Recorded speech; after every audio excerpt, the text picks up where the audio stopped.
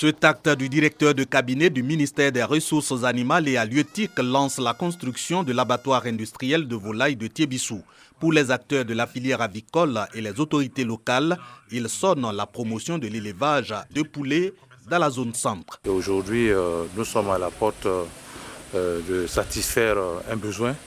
Je suis le plus heureux. Non seulement notre département, mais aussi informer nos collègues des villes voisines que sont Sagassou, Béoumi, Didievi, Toumoudi, Yamsokro, pour que cette activité soit notre activité phare. 24 mois pour son installation effective et l'unité industrielle de Tiébissou va produire par an 70 000 tonnes de viande avec 55 millions de poulets à raison de 36 000 têtes de volailles abattues par jour. Véritable outil de promotion de l'autosuffisance en protéines animales, notamment en viande de volaille, mais aussi et surtout moyen de lutte contre le chômage, la vie chère et la pauvreté. C'est 36 000 poulets par jour, on ne les fera pas venir de la France, on ne les fera pas venir du Canada, ça doit être produit par la région. Voilà l'objectif que le président de la République nous a assigné.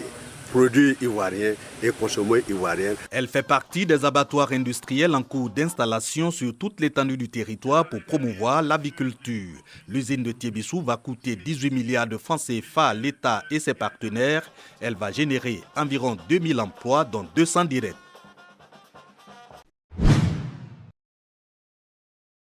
On trace l'oblique, le trait oblique, on ajoute le rond et on ajoute la canon 2. La scène se passe dans une salle de classe à l'école primaire de Farako, village de la sous-préfecture de Nassien. Ce matin, l'activité porte sur la formation des lettres de l'alphabet. La canne 2, le trait oblique. Un bon poêle. Qui va venir faire encore? Les apprenants ont entre 2 et 5 ans. Tout de l'effectif du décor intérieur comme extérieur et de l'enseignement indique que nous sommes au préscolaire. Cette classe et les 2 autres que compte l'école de Farako sont pour les parents d'élèves de cette localité un soulagement. Les enfants sont en sécurité, on peut les laisser partir pour venir le soir, tu vas les trouver en place. Tellement que nous-mêmes on est contents, nous-mêmes on a essayé de faire les petits dons pour notre maternelle aussi. Les petits, les balançoires, les quais, les enfants puissent amuser plus que ça encore. Dans les débuts, ça n'allait pas. Parce que les enfants qui quittent à la maison pour venir au pré-primaire, ils n'arrivaient pas à s'exprimer en français. Il y a eu assez d'amélioration. Ça va, ils arrivent à attraper le stylo, la craie, ils arrivent à tourner leurs doigts, ils arrivent à écrire. Ils arrivent à s'exprimer librement. À Farako, pourtant, on ne parle pas de préscolaire, mais de pré-primaire, selon l'esprit PAPS, pour désigner les classes de maternelle. Une pré-primaire en expérimentation, dont l'existence quelques années plus tôt était inimaginable pour les populations de Farako. Farako, village pilote du projet, et nombreuses localités du département de Nassien, comme toute la région volcanique du reste, ont fait d'énormes progrès en matière de scolarisation. Aujourd'hui, la réalité est tout autre. Les parents sont pleinement impliqués dans l'action éducative. Nous les jeunes, on est là, on anime le projet, on encadre les enfants. Ainsi de suite, l'année prochaine, ils vont au maternel. On continue de leur dire de jouer leur partition. Quand tu t'assois à côté de l'enfant et tu lui dis il faut lire, même tu ne comprends pas, ta présence là, ça peut le pousser à agir. Et à force de répéter, il prend l'habitude d'étudier. On continue d'expliquer aux parents le bien fondé de l'école. Direction Gansé, un autre village dans le département de Nassien. L'accès à cette localité où existent encore de nombreux manques est un véritable parcours du combattant. Un bémol cependant, l'école est une fierté pour les populations. Venez acheter des bonbons et des tomates. Le projet d'amélioration des services éducatifs PAPS y a construit un bâtiment de 3 classes, CP1, CP2 et CE1, des classes auxquelles s'ajoute une école maternelle. Les parents d'élèves de Gansé font preuve d'engagement pour la bonne marche de l'école dans le village. C'est nous-mêmes qui aident les enfants pour aller à l'école. On s'en va chercher leur maman. Il ne faut pas que les enfants restent au village. Sans école là, on n'est rien. Nos enfants doivent partir à l'école. Voilà. Donc c'est pourquoi on est mobilisé pour travailler là pour que nos enfants puissent trouver des places demain. L'engagement des populations de Gansé et leur implication au quotidien dans la gestion de l'école dans leur village sont les facteurs de son émergence. Gansé occupe la première place au classement PAPS en lecture, écriture et mathématiques sur les 15 écoles du projet que compte la direction régionale de l'éducation du Bonkani. Honneur aux parents, mais aussi honneur aux enseignants qui se sont appropriés le projet PAPS. Je me suis engagé à encourager mes collaborateurs à faire mieux, à s'engager parce que le projet Mon enfant apprend mieux à l'école nous a mis en mission pour que ce projet puisse réussir.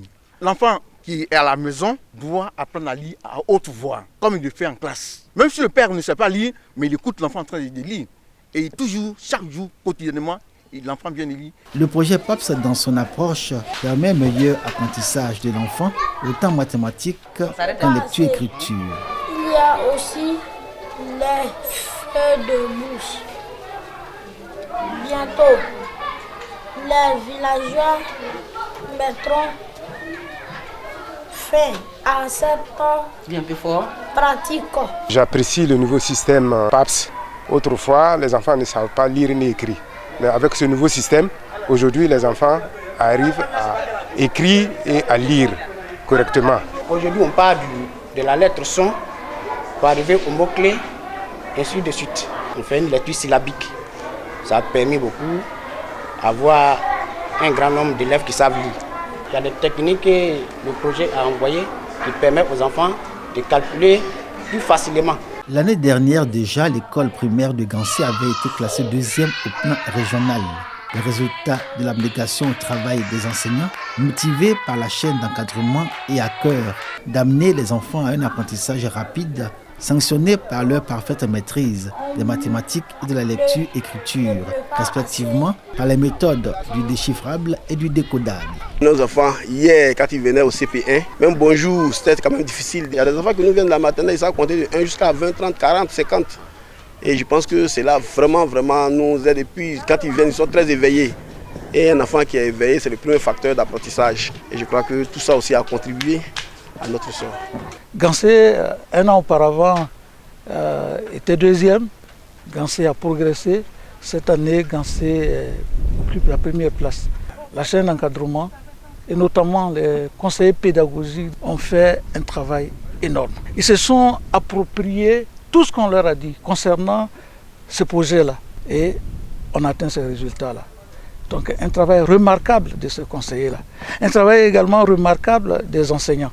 Gansé, meilleure école PAPS dans la région de Bonkani. Désormais, l'école primaire de ce village devient une référence dans l'inspection primaire de Nassian, chef-lieu de sous-préfecture. Du coup, toutes les écoles de cette circonscription éducative rêvent d'être touchées par le projet. Mon enfant apprend mieux à l'école. Pour autant, les résultats obtenus à ce jour sont en deçà des objectifs du projet. 50% indique l'inspecteur de Nassian contre 80% d'enfants qui savent lire et écrire convenablement selon les prévisions du PAPS.